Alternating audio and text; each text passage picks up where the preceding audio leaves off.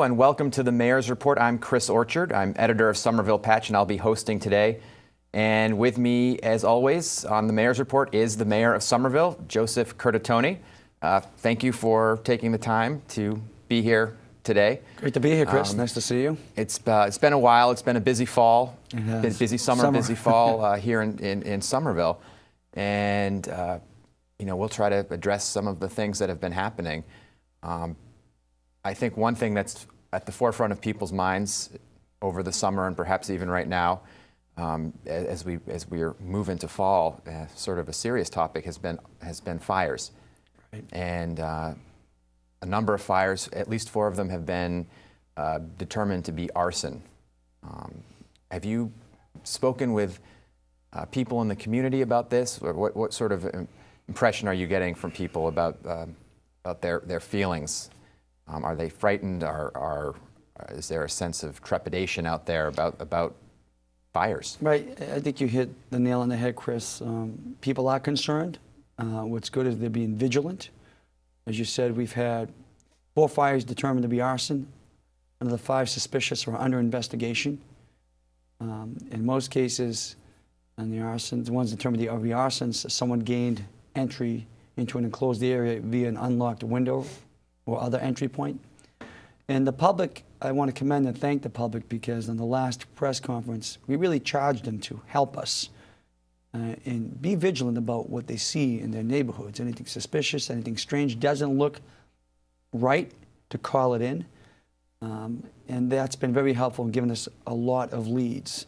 Also, to take precautions in general about what can cause fires or contribute to accelerating a fire. Not having propane gas tanks on your porch, not having old furniture or junk just on your porch that is flammable, or around in your surroundings that can be dangerous to your dwelling. And people have been very vigilant about that. We want to thank them. I want to assure the public that we're sparing no expense or resource to investigate these fires. It is a multi-jurisdictional effort involving the city of Somerville, other municipalities, the state fire marshal's office, federal agencies. And we are working diligently and methodically to try to bring whatever person or persons may be responsible for setting any one or more of these fires. And your administration, of course, the police and investigators have been very cautious about not releasing too much information.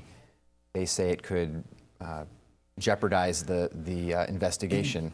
Well, we always try to strike a balance. We really want to get out as much information as possible because people want to know. And I think we've done a pretty good job at that. At the same time, we have to be careful, and I believe people understand the sensitivity that we have an ongoing criminal investigation and arson investigation happening. And we certainly do not want to jeopardize that case, but we will always put out enough information to assure public safety so that they're aware that this is a serious situation, precautions they should take to inform us, and we'll continue to keep the public informed.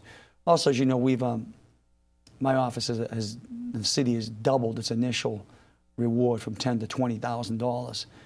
In addition to what the state has offered for a reward, it is now $25,000 for any information leading to the prosecution of any person or persons involved in any one of these fires. And that's a substantial amount of money, and I know, the city doesn't throw around money willy-nilly.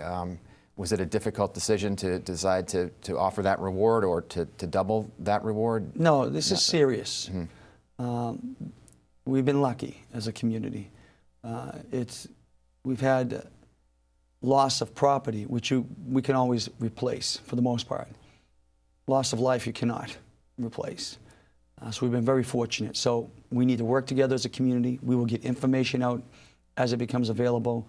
We will keep the public informed. We need their help, and they really need to continue to provide us any information necessary. Of course, if you smell smoke or see smoke, call 911 and report that. We will respond. But anything before, during, or after a fire incident, we like to hear from the public as to anything peculiar they may have seen. And you said there have been some good leads. The public has been giving us a lot of constructive information that is allowing us to either pursue different leads or eliminate unanswered questions. You know, to move to another topic, but it's related to fire, an important thing happened this September. The East Somerville Community School reopened. Of course, it had been destroyed by fire.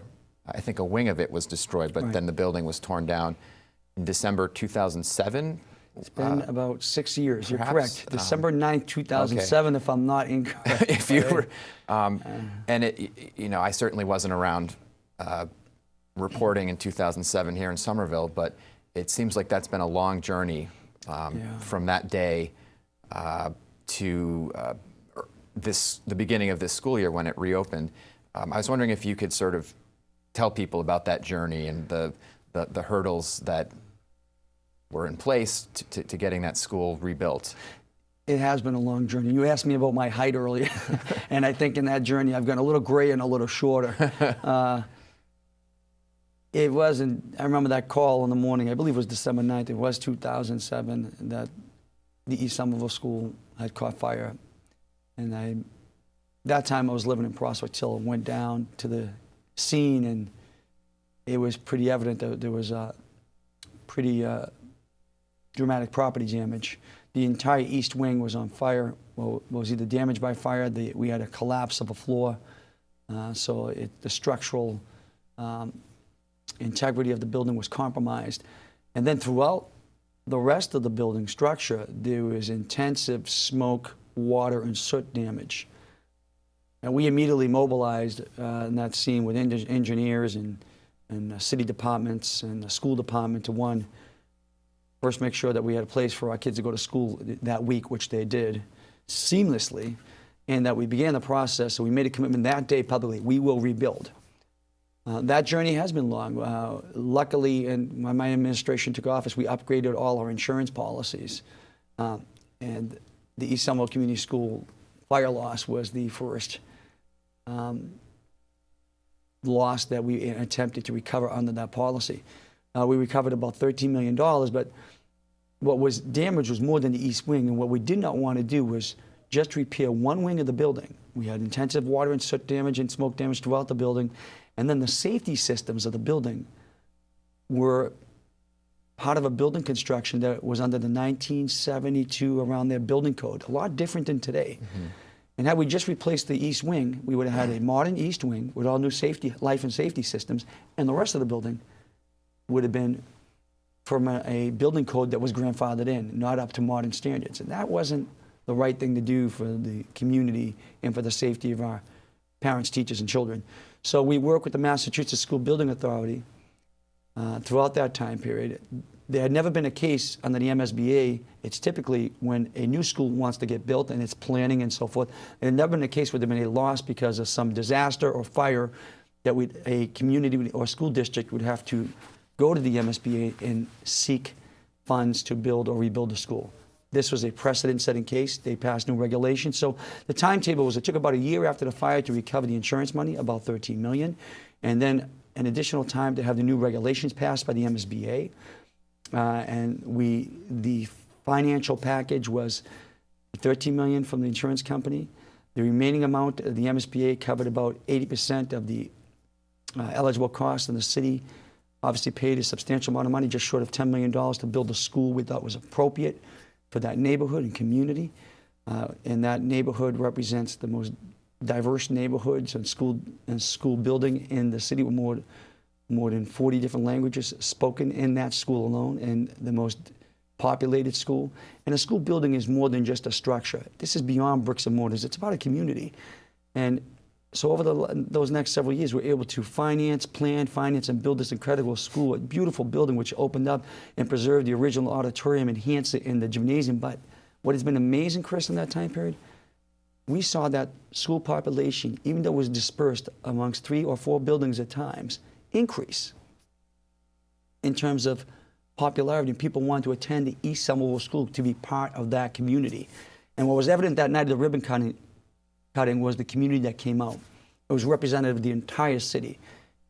And those are some special moments in government when you can do and complete a project like that and understand we, as a community, we've accomplished something great. And what was evident were the characteristics of that neighborhood, this community, and the school district throughout that time period. Its tenacity, its perseverance, its character to rise up against this adversity, stick together, grow as a neighborhood community in the school, and culminating with the opening of that school. And by all accounts, people love it.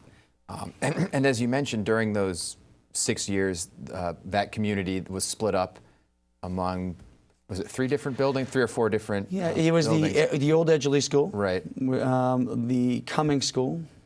We had some of the Capuano School. It's about 3, and then we had a 4th building at the time. Sure.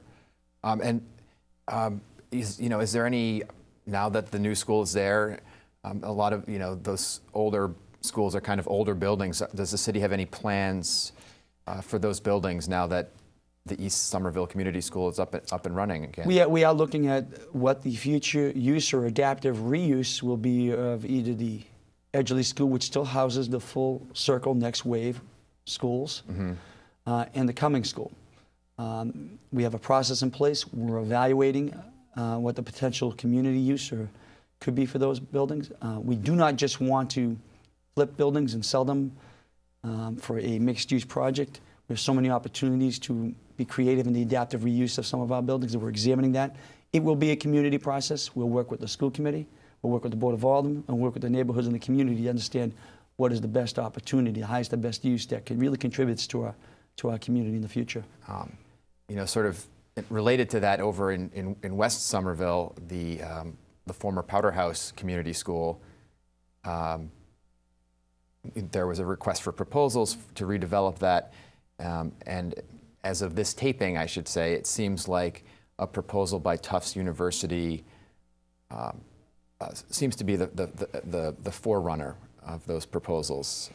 Yeah, we were really encouraged that, and this has taken several years. In fact, when I first became mayor, we worked with the school department and understanding we had 1,000 empty seats in the school district. The Powder House School had become obsolete as a school building.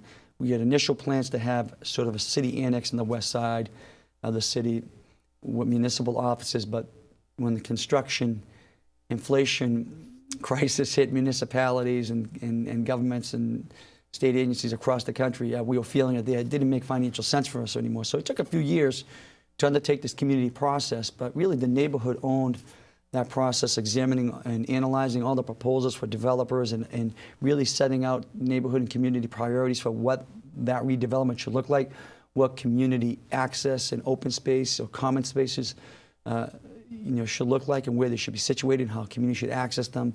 And they've recommended as their top proposal a proposal by Tufts University, and they have ordered in terms of priority where if Tufts University, if we cannot negotiate an acceptable agreement between the city and Tufts, what the next order of priority should be. I feel confident we're going to get there with Tufts. Upon my completed negotiations, I'll report back to the Powder House Reuse Committee and the neighborhood and the aldermen, and we'll move forward for disposition of the building.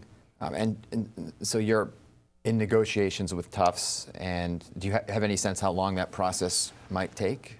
I think it's just a matter of weeks, not months. Weeks, not and months. within the very, less than a month from now, we'll much less than a month from now, I hope to submit the project for approval to the Board of Aldermen. There are necessary legal steps in terms of the negotiation we must undertake as we set forth the parameters in the request for proposals under the state bidding laws. But that'll be a very open and public process. And nearby, not so far from there, in Davis Square, again related to development and building in the city, which is a hot topic these days. The planning department here, I guess your office, lots of people were involved in this Somerville by Design process, is what it's called. And this particular, in Davis Square, there were 3 days of a pop-up plaza, they called it. It was sort of a makeshift gathering space, and there were some meetings about things like a hotel proposal, parking, business development in the area. Could you talk a little bit about why you decided to hold this 3-day seminar in Davis Square, and what results? What were the results of that? Well, as you know, this really culminated for our discussion about wanting to do a hotel in Davis. And rather than just ramming that through or pushing that through, what we saw was so much community engagement, and there was some concern about a hotel. One, whether there should be a hotel, where it should be located, as well as strong proponents for the hotel, but also some great ideas that would come out of those neighborhood sessions. So we took a well-established, very successful approach called Somerville by Design, which we utilized in Gilman and Ball Square thus far, where you actually put the engagement on the design and the architecture, engineering, planning, and so forth, placemaking in the hands of individual residents, and not any one group dominates. And in this case, we used crowdsourcing with the pop-up plaza and so forth as a way to solicit input and engagement, and it was hugely successful. I mean, we had so much engagement by the neighborhood and the community, so much participation, really creative and really uncommon ideas, which we like, as to how we really unlock a greater future for Davis Square. In our opinion, Davis Square has been very successful, but it has been on this particular trend for the last 10 years, and we have some major infrastructure needs. As you know, we did a major design project in terms of improving the infrastructure. There are opportunities to bring some development to Davis Square, which contribute and enhance a lifestyle in Davis Square, which we all love and really want to truly make it world-class for the future. And there's some challenges we need to undertake in terms of making it even safer for pedestrians and bicyclists, really making it truly multimodal, as well as addressing the myth or reality of what the parking issue truly is, and greater opportunities for placemaking. And I feel really excited about the commentary that's coming in, and there is no idea that's going to get thrown out. And as we told the public and residents in those neighborhood meetings prior to the Somerville by Design process, you own this. You have to do the work. City's not going to tell you what the result's going to be. You're going to tell us. And at the end of the day, there'll be a draft report that goes back to the community for commentary, and there'll be a final report in vision plan, a Somerville by Design vision plan for Davis Square, and then we can implement what mechanisms need to be implemented to achieve that plan, just like we will for Ball and Gilman, and we'll take Somerville by Design, as we've started in East Somerville, down to Union as well. I know the issue of the hotel was sort of one of the big issues in Davis Square, proposed hotel, and I know I've heard from people who say Davis Square needs a hotel. To them that's self-evident. Other people who say, wait a minute, this would be, you know, in the center of the square, and perhaps we should hold off and think about this a little bit more. I think what's important is that was a type of, we recognized that type of commentary, and what we saw was an opportunity. When you raise people's disequilibrium, you have them on the edge of their seat saying, this is great, or wait, can we add, let's have more input on here. There's an opportunity to unlock so much more creativity and ideas, rather than the mayor or the city mandating, no, we're going to do a hotel. It's going to be right here. Sure, we want a hotel. Sure, we think a hotel would be a great addition to the square, but what we saw is an opportunity to really achieve so much more in addition to a hotel. And so we asked the public, we're going to give you the work. You have to do it. And they're doing the work, and they're doing some really fantastic things, and I'm looking forward to making all that input and creativity available for everyone to see and enjoy. Again, moving across the city to Assembly Square, recently Governor Patrick was in town to open the new Baxter State Park, which is a riverside park along the Mystic River, near the new Assembly Row development, near Winter Hill Yacht Club. Of course, you were there too. What does that mean for the city to have this new green space? Well, for the most densely populated city in New England, we don't have enough open space. Open space and recreation opportunities, there's never too much of it, let's say that. And so it's exciting, one, that we can achieve one of our goals to unlock access to the Mystic River. And this park, this linear park along the riverbank, is truly just exceptional and beautiful. And there are some other play features about to be completed, but as you saw, the new amphitheater, the access points underneath the fells connecting you to the 10 Hills shoreline and all the way to the Mystic Fells Reservation, that's about complete, just some lighting to be done. But to give this community an opportunity to access the Mystic River, and how many people really know that Somerville has a waterfront or a riverfront? It's just something that is a special achievement for the community, and I want to thank everybody involved. Having the governor out here who truly understands the importance of this project, the park, and what is happening down at Assembly Square. This was a major priority for him, a legacy for him, was also an honor. But we're truly excited by it. And you saw, if you were at Riverfest this past weekend, where we're celebrating the Mystic River, the arts, the true creativity, originality of Somerville with the artisans, and then the fireworks culminating a great day. More than 15,000 people were along that shoreline. And a lot really said, you know, I've never been down here. This is so beautiful. What a great thing that Somerville has. We finally get the opportunity to enjoy. And so, as you mentioned, this Baxter State Park will be connected to other pathways along the Mystic. Ultimately, I think the Alewife Station. What we wanted to achieve as part of the Assembly Square project and the covenants with the developer, the things that we wanted them to do, and they agreed to do because they know it's important, and they paid for, was, one, we want people to be able to walk and bike to Assembly Square, as well as every neighborhood in the city. We have a major focus on increasing the bike ped capacity of the city, not just by utilizing the car. We want to be a healthy community. We want to be out there and be active. And that means depending less on the automobile. So one, bringing the train station to Assembly was critical. And two, creating more open and common spaces for the whole community. And three, being able to access them by means other than a motor vehicle. So they have completed a boardwalk underneath Route 28. So you won't have to cross that highway anymore if you live on 10 Hills or if you want to recreate around the entire Mystic River. So you can connect under 28, go walk around 10 Hills, around the entire Mystic Fells Reservation to Medford McDonald Park and such, and come back around. Then the hope is, you know, as we connect into Assembly Road, the project, then out to Draw 7, the future hope is we connect back out to 99, and perhaps even with the communities at Everett and Malden and the bike, you know, the bike path to the sea. You know, the Reels and Trails priority of Governor Patrick have been evident and will be one of his legacies as a better means to connect people with one another, connect people to jobs, academia, and healthcare, and not depend just on the automobile, and create a healthier community. And, you know, that's part of the Assembly Row development, which is getting very close to being complete. It seems it's, when you go down there, the buildings are there, and it's a construction site, but we're talking about a year, maybe less than a year, before stores start opening there, and the T-stop starts opening over there. Right, I think you're absolutely right. And the first phases are about to be complete. We have a long way to go, but the first several hundred residential units will be opened. First couple of 100,000 square feet of retail and commercial space will be open, probably up to 300,000. And the first 100,000 square foot office building is under construction now. So if you were at the Riverfest last year, you probably looked behind you and said, wow, it's really dark here. Right. You were there this past weekend, you're like, my God, where did these buildings come from? When you go next year, you're going to say and remark, where was this neighborhood before? People will be living, working, shopping there, recreating along the Mystic River.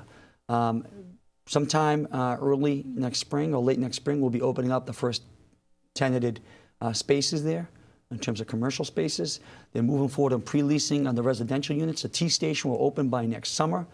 So we're well on our way. And so much more is about to be announced and happen there. We're really excited for the next few months as we make some other big announcements. So stay tuned for more. New stores, restaurants, other big things happening. Big things happening. You know, you mentioned part of that park is getting people more active and on bicycles and jogging along the river, perhaps. But I understand Shape Up Somerville is turning 10 this year, or perhaps this is its 10th anniversary. This is an initiative to get people more active and to be more healthy in Somerville.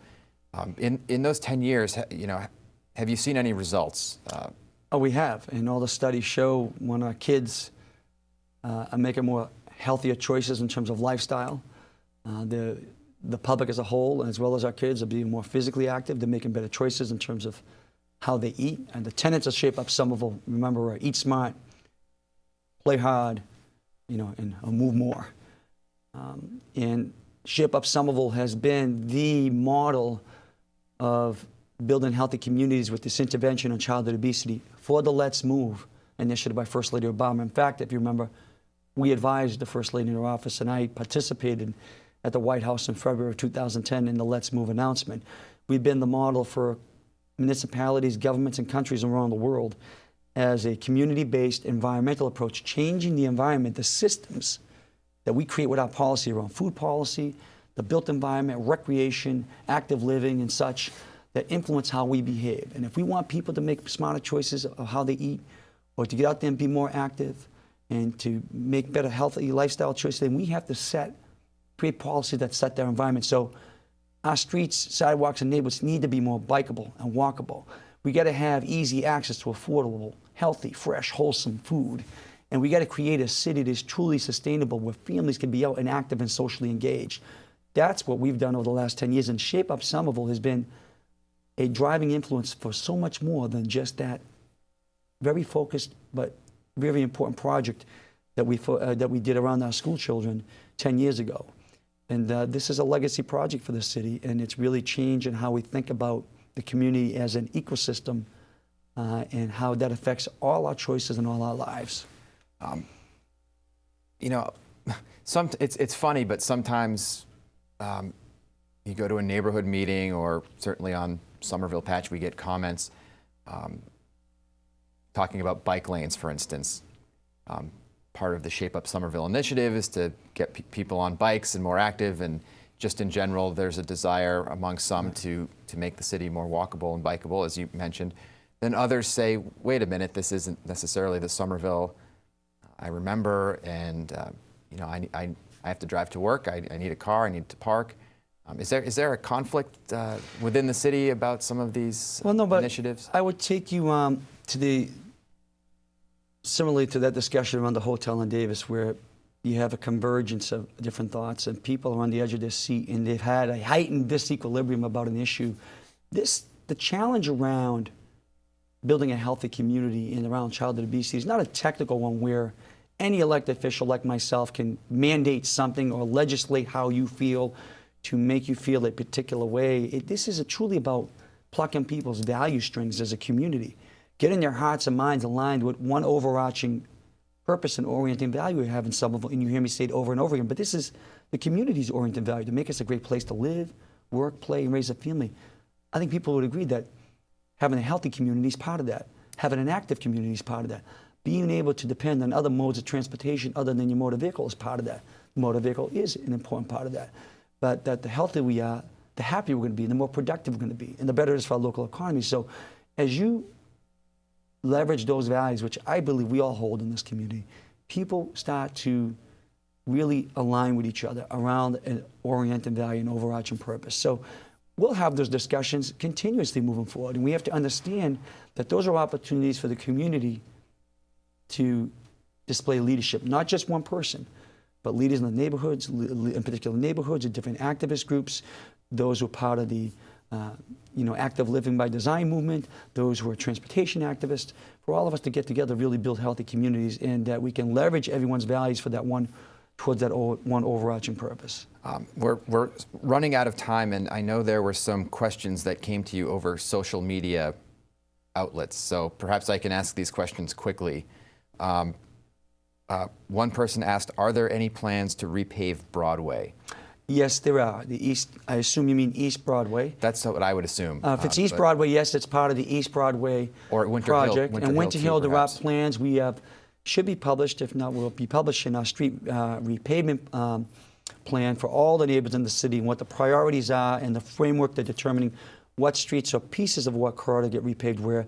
I bet if it's Winter Hill, it's where those waves are because of the heavy traffic. There are plans in the future to do that, yes. Somewhat related to Davis, related to Davis Square, will the city build a parking structure in Davis Square? You know, that'll be part of the whole Somerville by design and the Davis Square attention focus now in terms of how we deal with what is a reality of parking or the myth of parking issues. And that's a possibility, but we're making no determination until we work with the community on that. One person asked, how tall are you? You know, I would have guessed, I spent most of my life saying I was 5'11 and a half. I have to change that. Either the doctor's office really messed up in measuring me, or this job has really taken its toll on me. I'm about 5'11", so I hope. That's important information.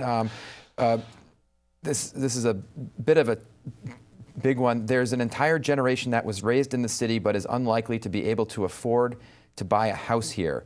What advice do you have for someone who was raised here and wants to stay? Well, I think the responsibility is more than me to give you advice. It's as a community, do we identify that as an important value to give every person an opportunity who wants to be here the chance to rent or buy or own a home here? And that is, yes, that as a community, we've addressed that as one of our values, aligned with the orienting value, making it a great place, Somerville a great place to live, work, play, raise a family for everyone. And part of our goals in Summer Vision was to create 6,000 additional housing units, more than 1,200 of those being permanently affordable. And that'll be a mix of market units for sale, for lease. And also, as part of that, we're going to create 30,000 jobs here in the city over the next 20 years. So people have an opportunity to work in good paying jobs of industries and of the future right here in Somerville, and they can afford to buy a home here. So my advice is, one, to make sure that people are accessing and looking at our first-time homebuyer programs, affordable housing lotteries in the city.